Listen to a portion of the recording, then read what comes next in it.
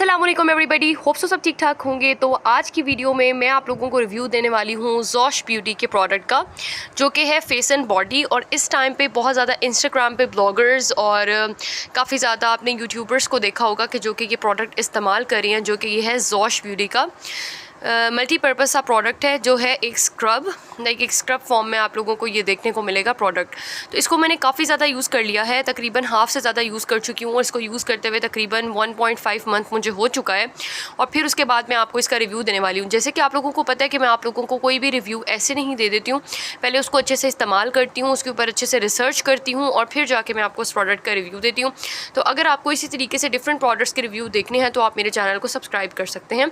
तो अब हम चलते हैं इस प्रोडक्ट के इन डिटेल रिव्यू की तरफ। सबसे पहले मैं बात करूंगी इसकी प्राइस की। तो ये जो प्रोडक्ट है, ये मुझे जीना काशिफ का कोड लगाने के बाद मैंने ख़ुद परचेज़ किया है। मुझे ये 10% ऑफ में 1950 का विद डिलीवरी चार्जेस पड़ा था। वैसे अगर आप इसको देखेंगे तो वैसे भी इसकी प्राइस इतनी ही है, और अगर आप कोड लगा देते हैं तो आपको थोड़ी सी डिस्काउंट हो जाता है। तो तकरीबन आप समझ लें कि इसकी प्राइस 950 है, उसके बाद 150 तक इसकी डिलीवरी चार्जेस होंगे, तो आपको ये 2100 तक प्रोडक्ट पड़ जाएगा।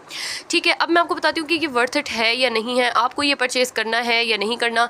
तो इसके लिए आप वीडियो प्लीज़ एंड तक देखिएगा। तो सबसे पहले अगर मैं बात करूँगी इसके जार की, तो आई थिंक ये 200 ग्राम का एक जार है, 200 ग्राम का एक जार है। इसके बाद इसके इंग्रेडिएंट्स अगर आप देखना चाहते हैं तो ये इसके इंग्रेडिएंट्स हैं। इंग्रेडिएंट में शुगर है, शिया बटर है, विटामिन ई है, ग्लिसरीन है, और सारे आप देख लेंगे नेचुरल और ऑर्गेनिक इसके अंदर इंग्रेडिएंट्स इस्तेमाल हुए हैं। तो सबसे अच्छी बात जो मुझे इसकी लगती है, इसके अंदर बहुत ज़्यादा केमिकल्स नहीं हैं। ठीक है, इसकी कंसिस्टेंसी बहुत ही यूनिक है, और इसका जो आपको शुगरी सा, पहले आपको इसका जो कंसिस्टेंसी है वो आपको शुगरी सी लगेगी, मतलब ऐसे लगेगा जैसे चीनी है, चीनी को कलर किया हुआ है, और बड़ा स्टिकी सा है, इस तरीके का फ़ील होगा।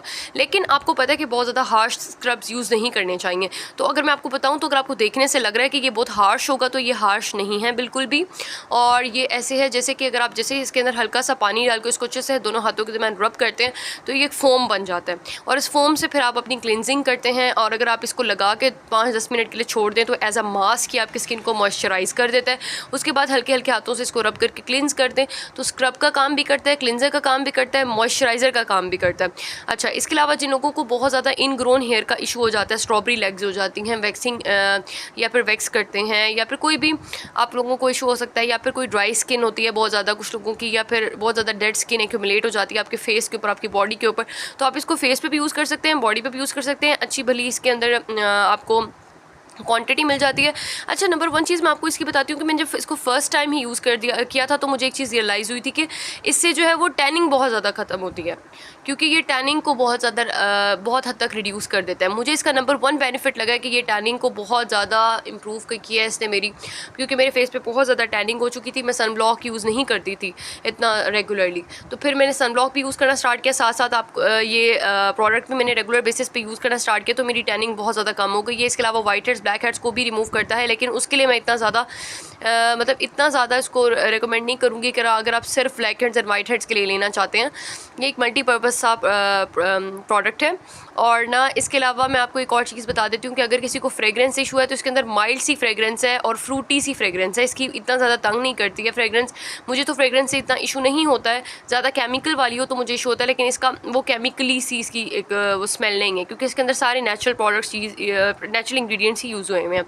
तो अगर आपको एक नेचुरल प्रोडक्ट चाहिए स्क्रब के तौर पर तो आप ये ले सकते हैं। अच्छा, एक हल्की सी इसकी थोड़ी सी मतलब पी साइज़ अमाउंट आप लेते हैं, उसको अच्छे से रब करते हैं, तो ये अच्छी भला आपका फेस को क्लींस कर देता है। तो अगर मैं प्राइस वाइज बात करूँ तो ये बस सही है। प्राइस वाइज बात करूँ तो ये मैं इसको 7 आउट ऑफ 10 दूँगी, क्योंकि अब इसकी प्राइस मुझे थोड़ी सी ज़्यादा लग रही है। आपको अगर आपको लगता है कि ये वर्थ इट है तो आप ज़रूर परचेज़ करें। बाकी मेरी तरफ से ये रिकमेंडेड है, अच्छा प्रोडक्ट है, लेकिन प्राइस जो है वो इसकी मतलब बहुत सस्ता नहीं है। मतलब ऐसा नहीं मैं कह सकती हूँ कि ये बहुत ज़्यादा सस्ता है और प्राइस पॉइंट के हिसाब से बहुत ज़्यादा आपको इकोनॉमिकल पड़ेगा, मैं ये बिल्कुल भी नहीं कह रही हूँ।